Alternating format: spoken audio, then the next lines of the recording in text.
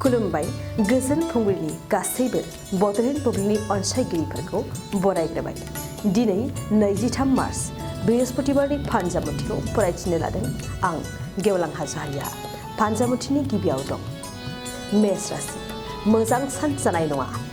गावनि मानसियानो नोंखौ हेंथा होगोन। गोसोखौ उदां मोननाय नङा। बृष राशि। फालांगियाव मोजांसिन। जायखिजाया मुवा बेसादफोरनि फालांगियावनो मुलाम्फा जागोन। नखराव दोहोन फैगोन। मिथुन राशि।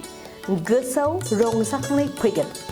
नाजाथाबनायनि गेजेरजों हास्थायनाय गोथार फिथाइखौ मोनफुंगोन। नखराव साबसिन सोमोन्दो जागोन।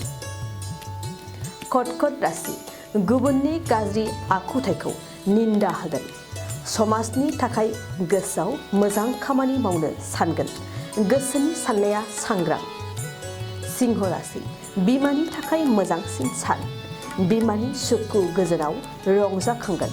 बिमा बिफानि सायाव सोनारनानै गावखौनो गोग्गानाय लागोन। कन्या राशि। फालांगियाव जेरैबो दावगानो हागोन।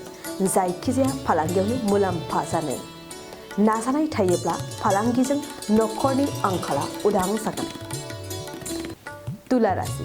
सोलोंथाइनि फारसे मोजांसिन सान। सोलोंथाइयाव गोथार फिथाइ मोनफुंगोन। बानाय मेंनायखौ गारनानै सोलोंथाइयाव गोसो होथाबगोन। वृश्चिक राशि। साननायफोरा सांग्रां जागोन। खामानिखौ उन सिगां साननानै मावफुंगोन। गुबुननि सायाव थानानै खामानि मावनाय नङा। धनु राशि। गोसोआव मानोबा हरखाब गिनाय जागोन। गिनाय मेवनायजों जेबो खामानि मावनो हानाय नङा। थांखिफोरा जाफुंसारनाय नङा। मकर राशि। गोसोखौ उदां मोनगोन। खामानि मावफुंनो हानानै मोनसे गिदिर देरहासारनाय मोनगोन। गोसोआव गोग्गो साननाय सोमजिगोन। कुम्भ राशि। सांग्रां जा। हरखाब बहाबा गोग्लैनो हागौ।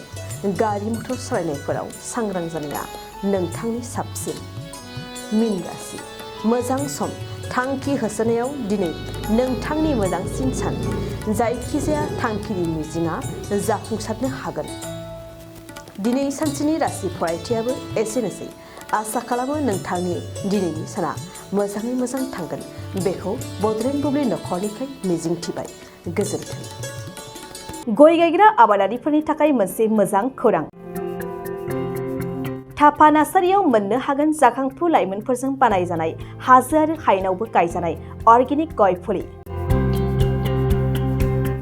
थापा नार्सारियाव अर्गेनिक आदबजों बानायजानाय मोजाङैनो खिलिखांनाय गासै 20,000सो गेरेमसा गय फुलिफोर दं।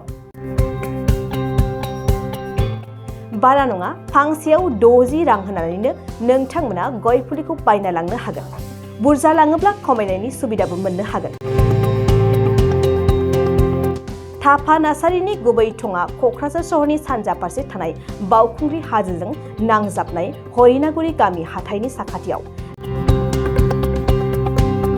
बे अर्गेनिक गय फुलिफोरखौ लांफैनोब्ला नोंथाङा 8011837272 नङाब्ला 9707460226 जानबुं अनजिमायाव थोंजोङै जगाजग खालामहरनो हागोन।